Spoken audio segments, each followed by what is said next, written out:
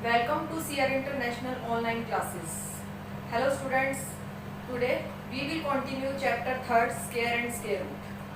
बेटा स्क्वायर और square root में आज का टॉपिक है हमारा स्क्वायर रूट. स्क्वायर हम पढ़ चुके हैं, आज हम पढ़ेंगे स्क्वायर रूट क्या होता है. तो देखेंगे बोर्ड पे यहाँ पर स्क्वायर रूट. स्क्वायर रूट के बारे में मैं आपको पहले बता चुकी हूँ. स्क्वायर रूट का मतलब होता है किसी भी नंबर की पावर 1/2. किसी भी नंबर की पावर 1/2 स्क्वायर रूट होता है. और स्क्वायर रूट जो होता है स्क्वायर का अपोजिट होता है. स्क्वायर रूट का सिंबल होता है इस टाइप का. कुछ सिंबल होता है स्क्वायर रूट का, इसको हम इस सिंबल से रिप्रेजेंट करते हैं. अगर किसी भी नंबर के ऊपर इस टाइप का सिंबल लग रहा है इट मींस उसका स्क्वायर रूट हो रहा है. तो आज हम पढ़ेंगे स्क्वायर रूट. स्क्वायर रूट निकालने के 2 मेथड्स होते हैं. मैंने आपको एक बार बताया था कि इसके 2 मेथड्स होते हैं. फर्स्ट मेथड होता है हमारा प्राइम फैक्टराइजेशन मेथड.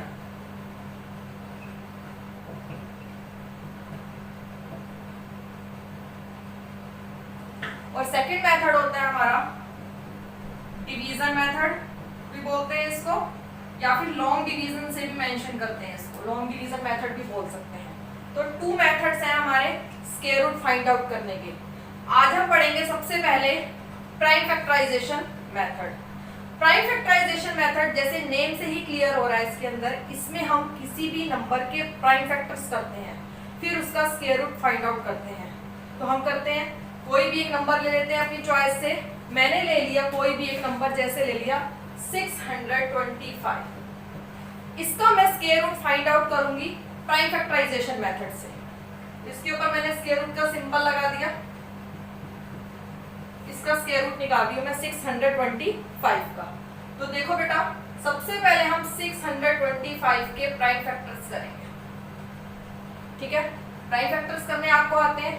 625 ये 2 से डिविजिबल नहीं है, 3 से भी नहीं होगा, ये सीधा जाएगा 5 से. 5 से डिवाइड करेंगे इसको तो आ जाएगा 125. अब 125 अगेन किससे डिविजिबल है? 5 से. ये 5 पे जाएगा, आ जाएगा 25. 25 को अगेन 5 से डिवाइड करेंगे.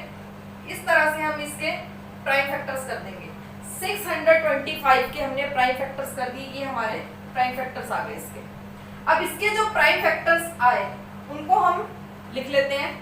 इसके प्राइम फैक्टर्स हैं 5 × 5 × 5 × 5, 4 टाइम्स 5. ठीक है, प्राइम फैक्टर्स करने के बाद अब इसमें पेयरिंग करते हैं. देखो इसमें 5 और 5 का पेयर बन रहा है, इस 5 और 5 का पेयर बन रहा है. पेयरिंग करते हैं. इस 5 और 5 का जो पेयर बना है इसको हम लिख देते हैं 5 स्क्वायर. क्लियर? और इसको भी क्या लिख देते हैं 5 स्क्वायर.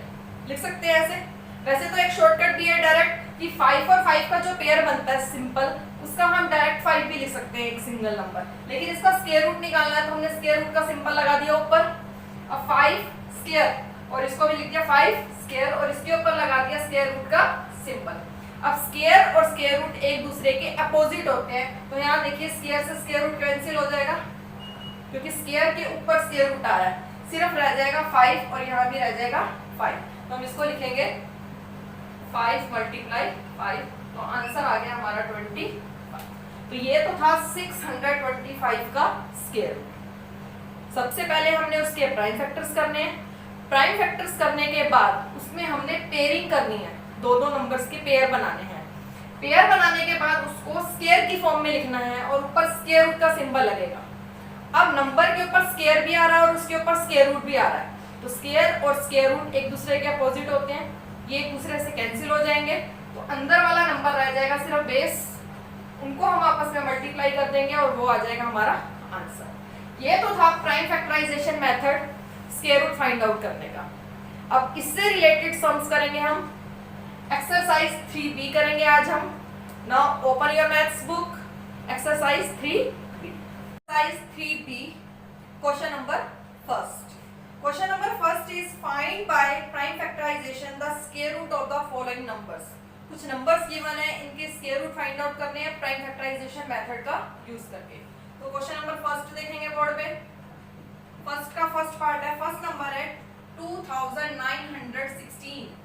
ये एक नंबर गिवन है, इसका हमने स्क्वायर रूट फाइंड आउट करना है, इसके ऊपर स्क्वायर रूट का सिंबल लगा देते हैं। इसका स्क्वायर रूट निकालना है प्राइम फैक्टराइजेशन मेथड से।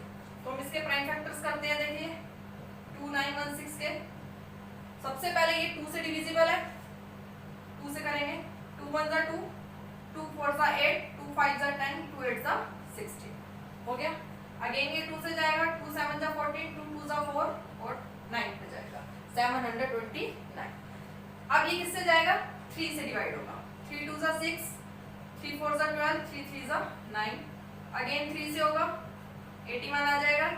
अगेन 3 से करेंगे, 3 2 जा 6, 3 7 जा 21, फिर 27 3 से जाएगा 9 आ जाएगा, 9 3 से होएगा अगेन। और ये हमने इसके प्राइम फैक्टर्स कर लिए, 2916 के प्राइम फैक्टर्स कर लिए। क्लियर। अब इसके जो प्राइम फैक्टर्स आए हैं उनको हम लिख लेते हैं यहाँ पर साइड पर। 2 कितने टाइम्स है, 2 टाइम्स है। 3 कितने टाइम्स है, 1 2 3 4 5 6 टाइम है। तो हम इसको लिख लेते हैं 1 2 3 4 5 एंड 6। ठीक है, ये हमने इसको लिख दिया, 6 टाइम्स है।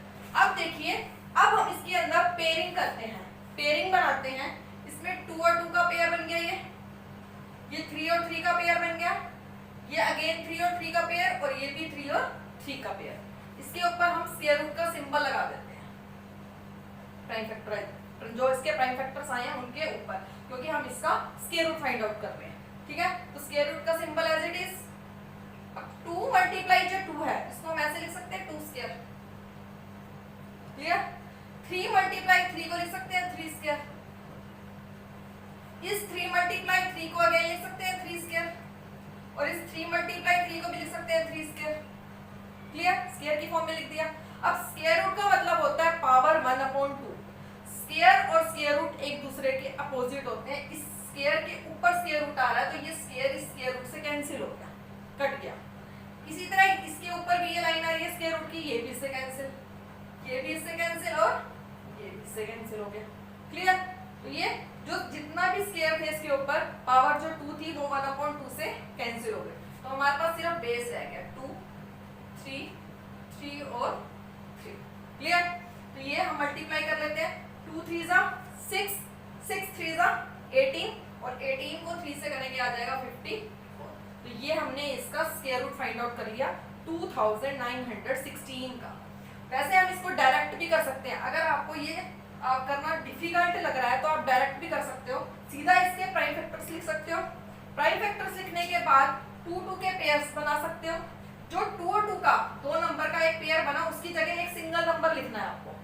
जैसे 3 और 3 का पेयर बना तो 3 1 टाइम, 3 और 3 का पेयर बना 3 1 टाइम, यहाँ 3 और 3 का पेयर बना 3 1 टाइम, और डायरेक्ट उनको मल्टीप्लाई कर उसका आंसर भी लिख सकते हो। अब आपका आंसर आ गया 54। अब आप अपने क्वेश्चन को चेक करना चाहते हो क्या आपका आंसर राइट आया या रॉन्ग आया।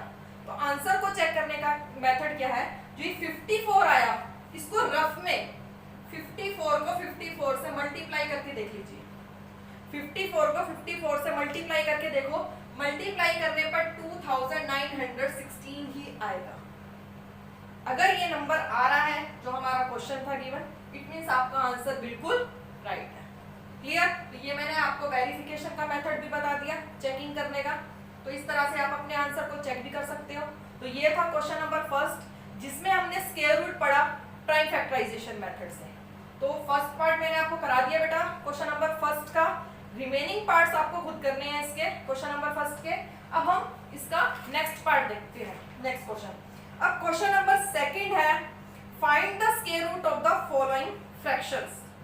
फ्रैक्शंस का स्क्वायर रूट फाइंड आउट करना है। तो question number second, find the square root of following fractions. Fractions का स्क्वायर रूट फाइंड आउट करना है। जैसे 25/49 इसका स्क्वायर रूट निकालना है, तो इसके ऊपर हमने स्क्वायर रूट का सिंबल लगा दिया। 25/49 का स्क्वायर रूट निकालना है, इसके ऊपर हमने इसका सिंबल लगा दिया। अब देखो ये फ्रैक्शन की फॉर्म है, ये न्यूमरेटर है, ये डिनोमिनेटर है। इस कंप्लीट के ऊपर, इस कंप्लीट फ्रैक्शन के ऊपर स्क्वायर रूट का सिंबल आ रहा है, तो इट मींस ये स्क्वायर रूट न्यूमरेटर का भी है और डिनोमिनेटर का भी है। हमने अलग अलग कर लिया दोनों को, न्यूमरेटर पे अलग से लगा दिया साइन और डिनोमिनेटर पर अलग से लगा दिया। अब हम न्यूमरेटर का अलग करेंगे स्क्वायर रूट फाइंड आउट, और डिनोमिनेटर का अलग करेंगे। तो हम कर लेते हैं, यहाँ पर 25 का स्क्वायर रूट निकालेंगे, इसके प्राइम फैक्टर्स कर लिए, 5 × 5 तो क्या आ गया इसका स्क्वायर रूट 5 आ गया। क्लियर। नेक्स्ट है हमारा 49, 49 का निकालते हैं। 49 का है 7 पे जाएगा तो आ गया 7 × 7 और ये आ गया 7। तो हमने न्यूमरेटर का करा 25 का, तो ये तो आया 5 और डिनोमिनेटर का निकाला स्क्वायर रूट तो आ गया 7।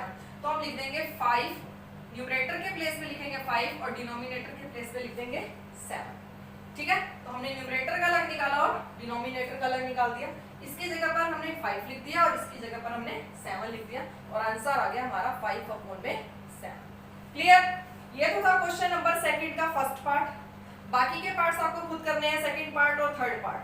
अब फोर्थ और फिफ्थ पार्ट में देखिए बेटा डेसिमल वाले नंबर्स हैं, तो उस डेसिमल को सबसे पहले आपने फ्रैक्शन में चेंज करना है। इसका मैं थोड़ा सा हिंट दे रही हूँ आपको फोर्थ पार्ट का। तो फोर्थ पार्ट में देखिए दिया हुआ है 0.0009 डेसिमल वाला नंबर है, इसका स्क्वायर रूट निकालना है। तो सबसे पहले इस डेसिमल वाले नंबर को हम फ्रैक्शन में चेंज करेंगे।